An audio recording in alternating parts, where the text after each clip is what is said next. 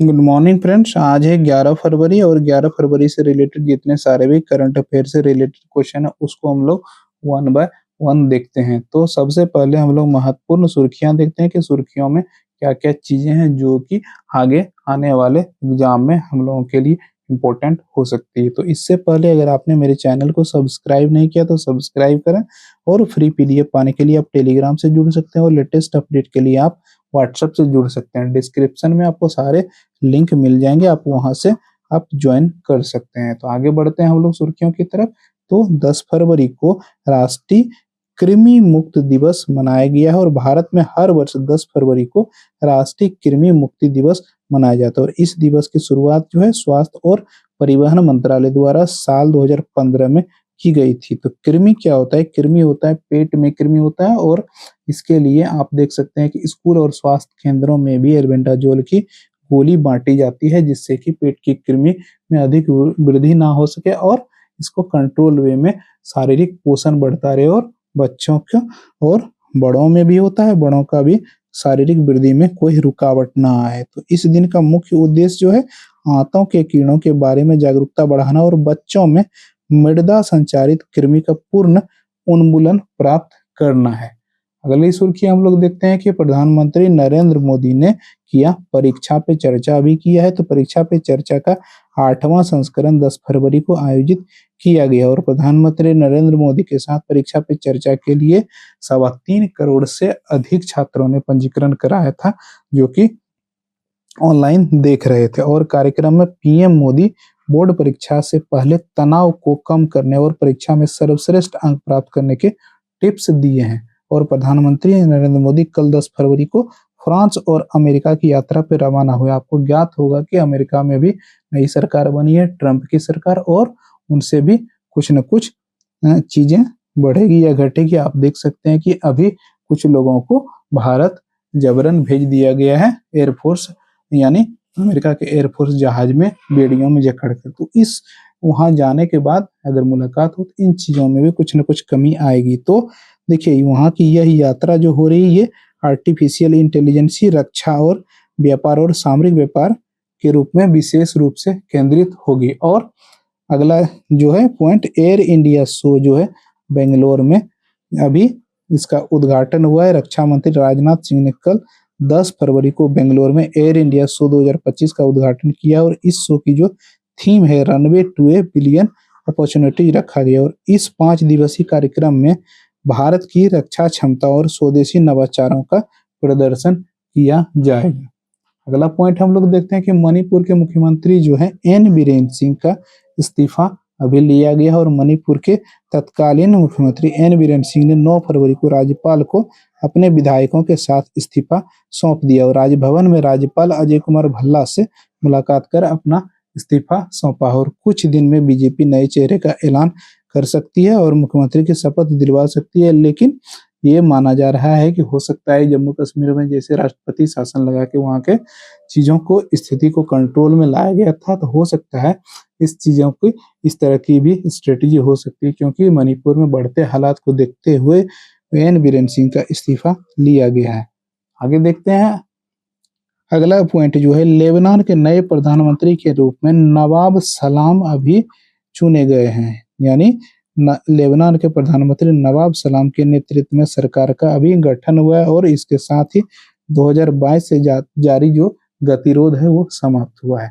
आपको ज्ञात होगा कि 4 अगस्त 2020 को 2750 टन अमोनियम नाइट्रेट का विस्फोट बेरूत जो कि वहाँ का बड़ा शहर है वहाँ हो गया था और यह आधुनिक इतिहास का सबसे बड़ा गैर परमाणु विस्फोट था। यानी बिना परमाणु विस्फोट का इतना बड़ा विस्फोट जो है आधुनिक इतिहास का सबसे बड़ा था। इससे बेरूत शहर के एक बहुत बड़े हिस्से नष्ट हो गए और आप ये मान सकते हैं कि इस विस्फोट की वजह से वहां के प्रधानमंत्री को इस्तीफा तक देना पड़ा था। आगे बढ़ते हैं हम लोग।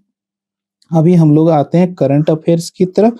तो करंट अफेयर्स के एमसीक्यू देखेंगे हम लोग और उसका विश्लेषण भी करेंगे।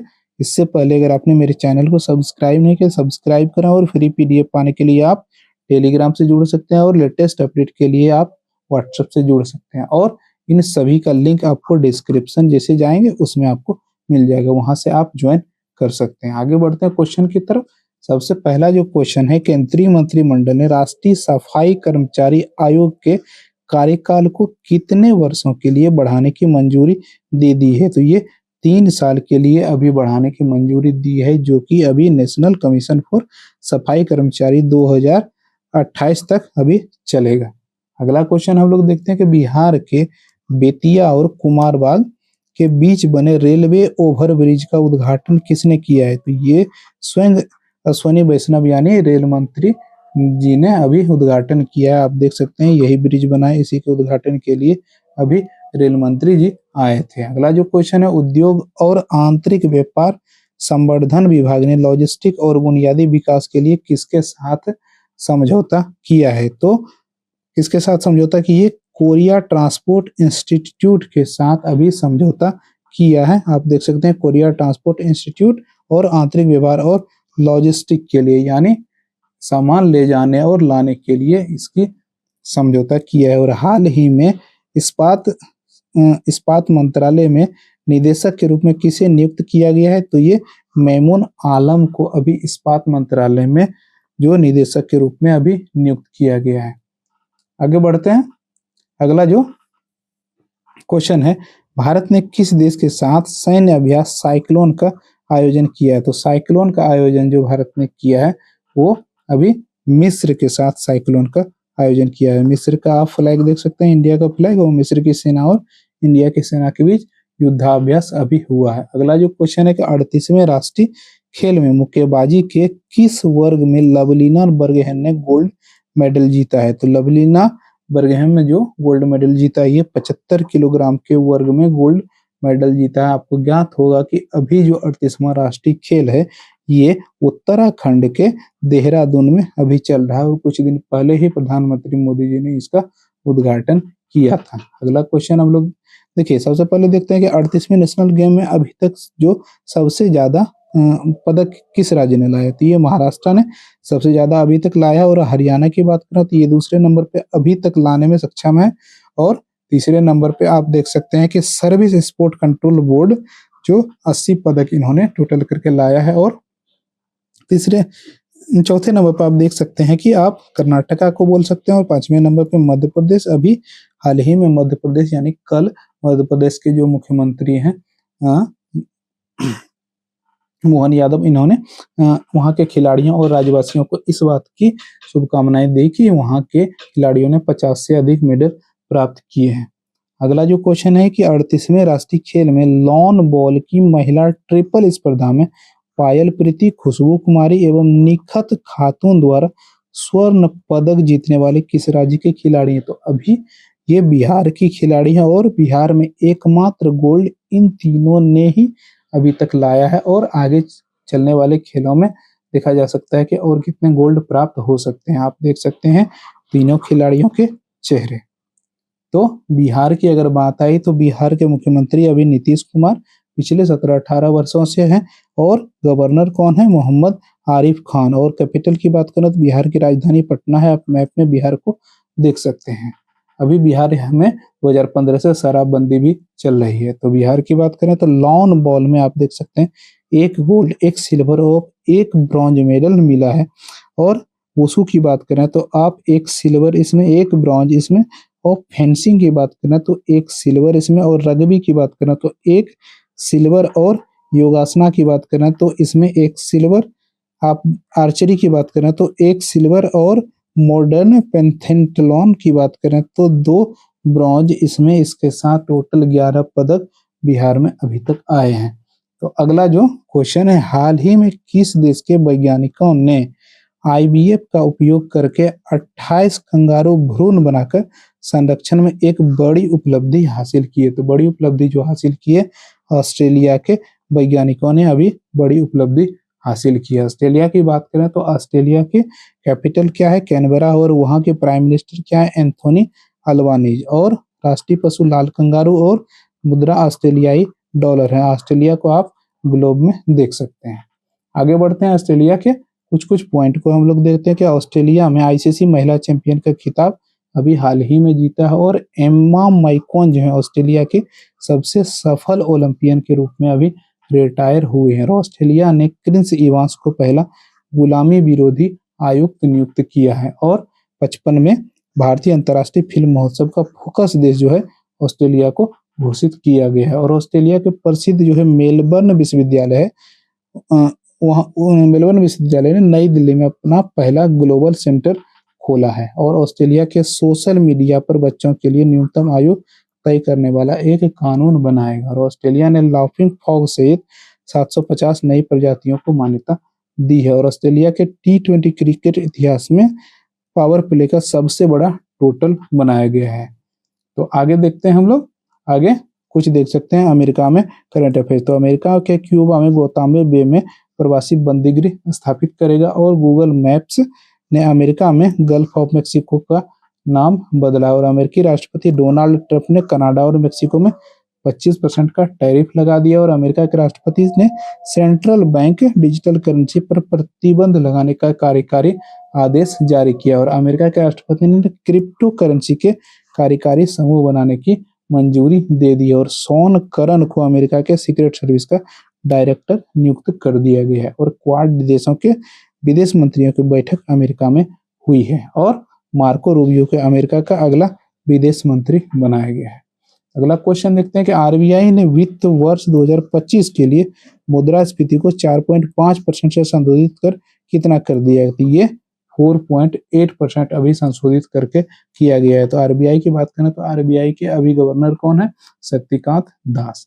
अगला जो क्वेश्चन है 31 जनवरी 2025 तक भारत ने कितने गीगावाट से अधिक सौर ऊर्जा उत्पादन कर एक महत्वपूर्ण उपलब्धि हासिल की है? तो ये 100 गीगावाट की महत्वपूर्ण उपलब्धि हासिल की। अभी दक्षिण अफ्रीका की बात करें तो दक्षिण अफ्रीका में एक प्रोटेस्ट चल रहा है, उसकी समाप्ति अभी हो गई है, तो वो उसको कैंसिल कोल करके एक प्रोटेस्ट चल रहा। तो इस प्रोटेस्ट का प्रायोजन क्या था? इस प्रोटेस्ट का प्रायोजन यही था कि वहाँ 70% से अधिक ऑलरेडी थर्मल जो पावर हाउस बनाए गए हैं जो कि कोयला से ऑलरेडी चलते हैं। इस कारण से प्रदूषण का लेवल बहुत अधिक वहाँ बढ़ गया है और एक और सरकार ने थर्मल प्लांट की मंजूरी दी थी जिसके विरोध में लोग खड़े हुए कि 70% तो अभी तक बन चुके हैं, लेकिन 70 के बाद भी अगर बनता है तो ये नाइंसाफी है मानव जाति के स्वास्थ्य के लिए। तो इसको लेकर के कोर्ट में ये मामला चला और कोर्ट ने ये डिसीजन दिया कि ये थर्मल एनर्जी पावर प्लांट नहीं बनेगा, तो इस पर रोक लग गई और बनेगा अब तो सोलर या तो फिर हाइड्रो, यानी आप इस तरह की चीजें बना सकते हैं जिससे कि मानव के स्वास्थ्य को घातक ना पहुंचे। आगे बढ़ते हैं हम लोग।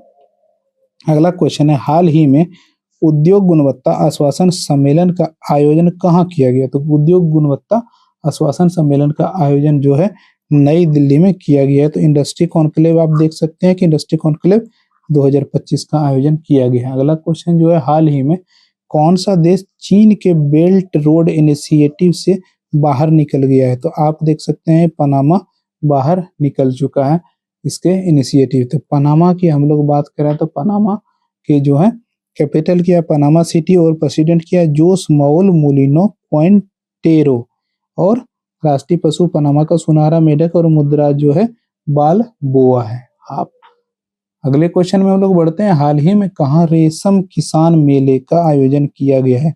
तो रेशम किसान मेले के आयोजन किया गया है तो ये जम्मू कश्मीर में रेशम किसान मेले का आप आयोजन देख सकते हैं कि कैसे कैसे रेशम का उत्पादन किया जा सकता है। तो जम्मू कश्मीर की बात आई तो जम्मू कश्मीर का जो कैपिटल है कहाँ है? श्रीनगर और नए नवेले अभी नवनिर्वाचित जो सीएम है उमर अब्दुल्ला है और गवर्नर कौन है? मनोज सिन्हा। आप जम्मू कश्मीर को अपने नक्शे में आप देख सकते हैं। अगला क्वेश्चन की तरफ हम लोग बढ़ते हैं। हाल ही में कौन सा देश चीन के चांग E8 चंद्र मिशन में शामिल हुआ? थी ये पाकिस्तान अभी हाल ही में चीन के साथ E8 चंद्र मिशन में शामिल हुआ है और आप देख सकते हैं इसका फोटो भी। तो पाकिस्तान की बात हुई तो पाकिस्तान की राजधानी कहाँ? इस्लामाबाद और पीएम कौन है? शहबाज शरीफ और आसिफ अली जरदारी जो है वहाँ के अभी राष्ट्रपति हैं। तो राष्ट्रीय पशु की बात करें पाकिस्तान की तो क्या है? मारखोर है और मुद्रा पाकिस्तानी रुपया है। आप क्षेत्रफल देख सकते हैं और ग्लोब में भी पाकिस्तान का मैप देख सकते हैं। आगे बढ़ते हैं अगले क्वेश्चन की तरफ। हाल ही में रूस के रोस्कोसमोस के नए प्रमुख के रूप में किसे नियुक्त किया गया? तो ये दिमित्री बाकानोव को नियुक्त किया गया है रोस्कोसमोस के प्रमुख के रूप में। तो हम लोग अब पीछे वाला कुछ-कुछ चीज़ों को रिपीट करके याद कर लेते हैं। तो गोल्डन हेडेड मिस्टिकोला पक्षी हाल ही में केरल के किस राष्ट्रीय उद्यान में खोजा गया? तो मथिकेटन शोला राष्ट्रीय उद्यान में इसको खोजा गया है। और समुद्रयान परियोजना जो खबरों में थी किस मंत्रालय के अंतर्गत आती है? तो ये पृथ्वी मंत्रालय के अंतर्गत आती है। और ज्ञान भारतम मिशन का प्राथमिक उद्देश्य क्या था? तो भारत की पांडुलिपियों का विरासत का सर्वेक्षण और दस्तावेजी और संरक्षण करना तथा उसका डिजिटलीकरण करना है। तो डिजिटल कितनी पांडुलिपियों का किया जाएगा? तो 1 करोड़ पांडुलिपियों का डिजिटलिंग करके आर्काइव में उसको स्टोर करके रखा जाएगा। तो हाल ही में समाचार पत्रों में देखा गया स्वामी निवेश कोष किस मंत्रालय द्वारा प्रायोजित है? ये वित्त मंत्रालय द्वारा प्रायोजित है। आगे बढ़ते हैं हम लोग। कौन सा मंत्रालय टन भारकर योजना की देखरेख करता है? तो बंदरगाह, जहाजरानी और जल मार्ग मंत्रालय जो है टन भार योजना की देखरेख करता है। तो अगला पॉइंट है भारत का पहला सफेद बाघ प्रजनन केंद्र किस राज्य में है? तो मध्य प्रदेश में सफेद बाघ प्रजनन केंद्र है। और global digital well being index 2025 में कौन सा देश शीर्ष पर है? तो भारत शीर्ष पे है। और चिप डिजाइन में नाइलेट उत्कृष्टता केंद्र का उद्घाटन किस शहर में किया गया? तो ये नोएडा में किया गया है। और किस राज्य सरकार ने भारत का पहला व्हाट्सएप आधारित गवर्नेंस प्लेटफॉर्म मन मित्र लॉन्च किया? तो ये आंध्र प्रदेश ने मन मित्र लॉन्च किया है। अगला जो पॉइंट है सेंटोरिन द्वीप जो खबरों में था किस समुद्र में स्थित है? तो ये एजियन सागर में स्थित है। और अगला पॉइंट है नाविक भारतीय नक्षत्र के साथ नेविगेशन किस अंतरिक्ष संगठन के द्वारा विकसित किया गया? तो भारतीय अंतरिक्ष अनुसंधान संगठन इसरो के द्वारा विकसित किया गया। और किस मंत्रालय ने शतावरी बेहतर स्वास्थ्य के लिए नामक अभियान शुरू किया? तो आयुष मंत्रालय ने शतावरी जो बेहतर स्वास्थ्य के लिए चीजें हैं उसके लिए आयुष मंत्रालय ने इस अभियान को शुरू किया है। तो आज का करंट अफेयर्स का सफर यहीं तक समाप्त होता है। अगर आपने मेरे चैनल को सब्सक्राइब नहीं किया सब्सक्राइब करें और लाइक करें, अपने दोस्तों को भी शेयर करें। और निःशुल्क पीडीएफ पाने के लिए आप टेलीग्राम ज्वाइन करें और लेटेस्ट अपडेट के लिए आप व्हाट्सएप से भी जुड़ सकते हैं। डेली इसी तरह के करंट अफेयर सुबह सुबह मैं लाता हूं। आप मेरे चैनल से अगर जुड़ जाएंगे तो डेली आपको नोटिफिकेशन मिलते रहेगा। और किसी तरह का सजेशन या क्वेश्चन है तो आप कमेंट बॉक्स में लिख सकते हैं। और बाकी आप देखते रहें मेरे चैनल को, कुछ ना कुछ वीडियो ठीक ठाक ही आता है। अगर आप जनरल कंपटीशन वगैरह की तैयारी करते हैं तो अवेयरनेस आपकी बनी रहेगी। मिलते हैं किसी नए अपडेट में, तब तक के लिए नमस्कार।